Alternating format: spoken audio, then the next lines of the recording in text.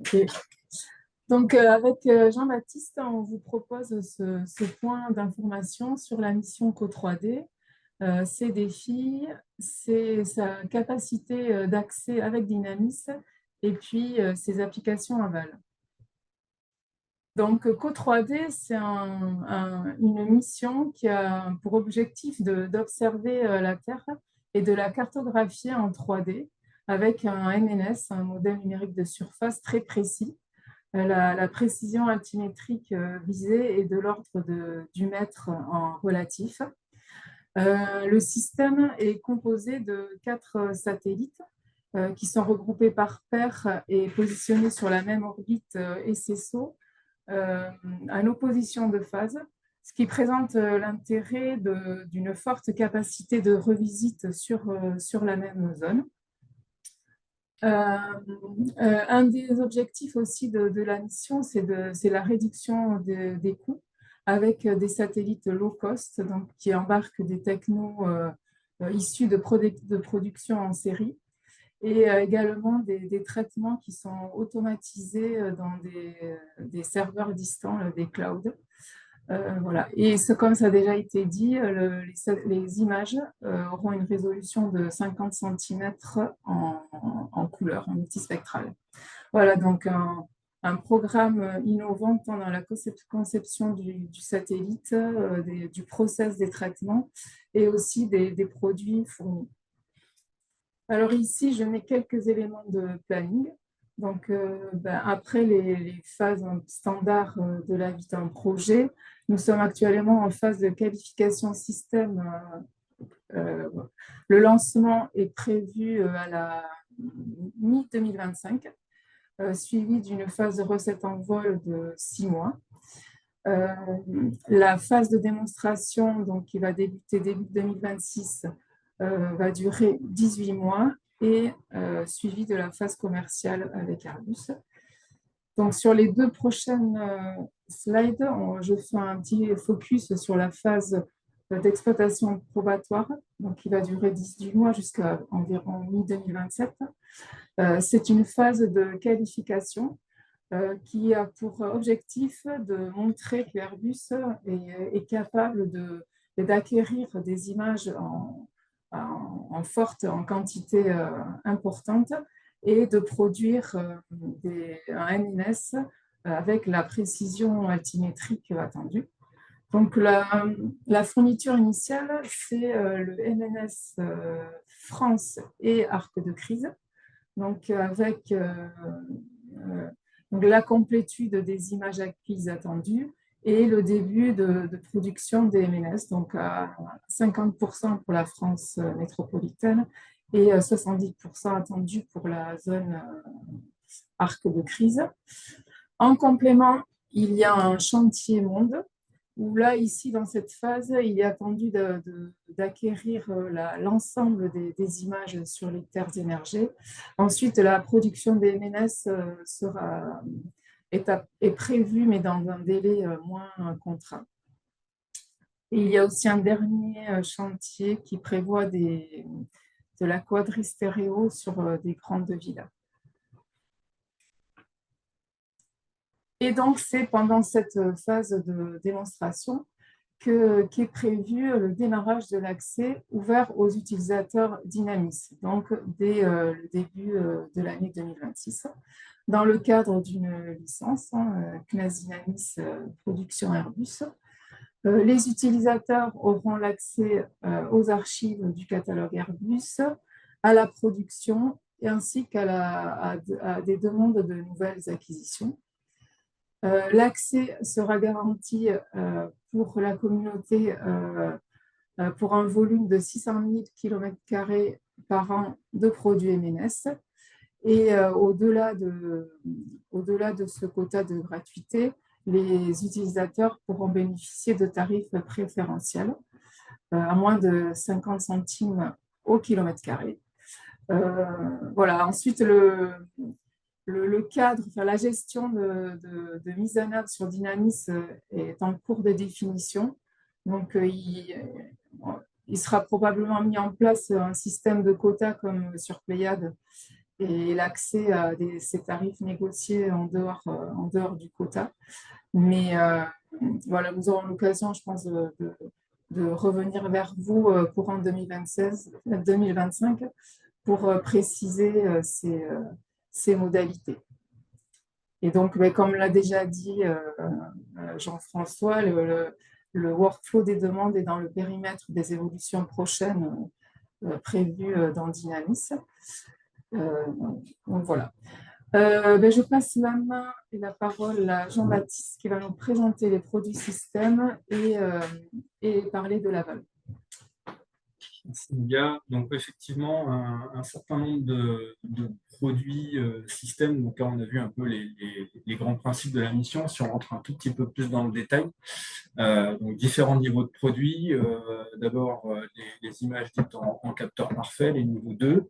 Ensuite, on va avoir les produits dits L3 et L4. Donc, on va avoir des produits en multi-résolution, donc avec la résolution la plus importante du modèle numérique de surface à 1 mètre. Et tout ensuite un panel de résolution avec un point intéressant à noter, c'est les MNS à 15 mètres et 30 mètres qui seront mis en open data. Le MNS, ça c'est une chose. Ce qui est intéressant aussi, c'est tous les produits qu'il va y avoir à côté. Donc les informations en fait des différentes couches de métadonnées, donc les masques de qualité, les recouvrements, un certain nombre d'informations en fait aussi sur l'occupation du sol, qui vont permettre en fait de bien appréhender le produit altimétrie et de pouvoir travailler dans de bonnes conditions avec. Donc, au niveau 3, en fait, on va avoir ce fameux MNS avec des dalles de 0,5 degrés par 0,5 degrés. On va travailler sur un format DIGED, qui est un format standard pour ces données altimétriques. Il sera possible de disposer des nuages de points et éventuellement d'avoir des séries, des multi-acquisitions sur une même zone. Et après, le niveau supérieur, le niveau 4, le L4, c'est globalement la même chose que le L3, c'est simplement la taille de découpage qui change et la grille en fait, qui est fournie un peu différemment. Globalement, ça va être le même type de produit. Et à partir du niveau 2, donc, on va avoir aussi l'ortho-image, donc à 50 cm de résolution, qui sera orthorectifié sur le MNS CO3D. Et un des intérêts qu'il va y avoir avec ça, c'est qu'on va avoir une cohérence temporelle en 3D entre le modèle numérique qui servira à l'orthorectification et l'image acquise. Donc on devrait normalement avoir des produits ortho de bien meilleure qualité. Ça, c'est une fourniture qui, en principe, devrait plutôt être en additionnel, optionnel, à voir en fait en fonction des termes de licence. Alors, à partir de tous ces différents niveaux de produits, les différentes couches d'informations qu'il va y avoir, que ce soit image, altimétrie, masque de qualité, en fait, on a lancé un certain nombre d'actions sur l'aval de CO3D. Donc, voilà, on a les données et maintenant, la question un peu existentielle, c'est à quoi elles vont servir, qu'est-ce qu'elles vont bien pouvoir apporter comme information, comme nouveau service à différents types d'utilisateurs. Donc, on a des actions au programme Aval qui sont lancées depuis quelques temps déjà, avec un volet défense et un volet civil. Le volet défense va donc s'intéresser à des problématiques qui peuvent sembler des finalités très opérationnelles, le vol à très basse altitude pour différents types d'aéronefs, des drones, des avions de chasse ou des avions de transport, peu importe en fait le vecteur. Des choses autour de la traficabilité du terrain, donc l'altimétrie et le modèle numérique de surface est un des paramètres à prendre en compte pour pouvoir apprécier la capacité à faire évoluer tel ou tel type de véhicule sur un terrain. Tout ce qui va être analyse d'intervisibilité, donc là, cette application-là, elle peut être prise autant avec une perspective défense qu'une perspective civile, notamment sur l'aménagement du territoire. Il peut y avoir aussi des applications là-dessus. Et les capacités de préparation de mission, parce qu'en fait, tout ce qui va permettre d'appréhender le terrain est effectivement quelque chose d'important et d'apprécié par les opérationnels. On a des sujets qui sont classés en rupture, qu'on a classé en rupture sur le vol de drone. Il y a des travaux là-dessus un peu spécifiques autour de l'identification, je vais y arriver, notamment de zones de posée d'urgence pour des drones de grande envergure. Là, il peut y avoir des applications autant civiles que défense, des choses autour de la bathymétrie, donc l'exploitation des données optiques avec différentes méthodes de calcul pour aller identifier en fait de la bathymétrie en proximité des côtes et finalement avoir de la continuité topographie bathymétrie sur ces zones côtières. Et donc là, on est pareil, sur un cadre d'application qui peut être assez mixte. Et après, on a toute une série d'applications, de travaux applicatifs en cours, avec aussi des projets qui sont lancés depuis quelques temps autour des inondations, autour des mouvements de sol, des glaciers, de tout ce qui va être secours et dommages, évaluation de dommages. La question du jumeau numérique qui revient régulièrement. Hein, là, ce n'est pas forcément des projets à part entière, mais on voit bien que c'est quelque chose qui est sous-jacent à l'ensemble des différentes thématiques qui sont présentées ici. Donc, une grosse action en cours sur le volet défense, sur le volet civil, autour de la valorisation des données CO3D au travers d'applications aval. C'est un sujet sur lequel on est assez actif en ce moment sur des produits, on va dire, standards, systèmes sortis de CO3D. En complément de ça, il y a des produits experts, voilà, il veut bien, sur en fait la capacité de nuit. Donc là, on est sur des modes d'acquisition experts. C'est des données sur lesquelles les modalités d'accès et de programmation ne sont pas encore complètement définies, mais il faut savoir que c'est des capacités qui vont exister. Donc là, on va utiliser en fait les orbites ascendantes de la constellation CO3D pour faire de l'acquisition de nuit et un certain nombre de capacités techniques embarquées, et notamment la capacité de synthèse de trames vidéo en fait, qui va permettre d'augmenter le temps d'intégration capteur et donc d'avoir suffisamment d'énergie captée pour faire de l'imagerie. C'est des choses quand même qui sont assez différentes, assez particulières et donc qui nécessitent des outils et des méthodes un petit peu différents de ce qu'on va faire en visible de jour. Donc ça, c'est des choses qui seront aussi testées, évaluées, notamment pendant les phases de démonstration. Donc pour terminer, oui, parce que le temps file. Voilà, juste très vite là, redonner quelques éléments de synthèse sur CO3D. C'est des choses qu'on a vues dans la présentation, mais donc voilà, les 4 satellites, un MNS à 1 mètre de résolution, une imagerie à 50 cm, les différents éléments sur la couverture et les éléments de calendrier qu'on a vus tout à l'heure. Donc la phase de démonstration et la phase commerciale à partir de 2027 avec Airbus, mais les accès Dynamis avec les fameux 600 000 km² par an dès 2026 sur la phase de démonstration. Et je m'arrêterai là. Merci beaucoup Nadia et Jean-Baptiste. C'était très intéressant et très complet. On a beaucoup de questions, on est en retard, donc on va essayer d'aller vite. Y aura-t-il une surface minimum pour les commandes?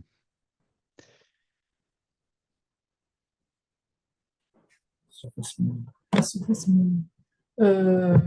Non, je crois que la surface est minimum, mais je pensais à une contrainte au niveau technique, c'est 100 km² comme sur Pléiade. Mais après, comme je l'ai déjà dit, le cadre des commandes, des demandes de production est en cours de définition. D'accord. Je vous laisse découvrir les questions sur l'interface questions-réponses. Hein. Vous êtes deux, donc vous pouvez les lire rapidement. Oui. Une question sur le nom du satellite lié à CO3D. Y aura-t-il de la formation sur l'usage des produits?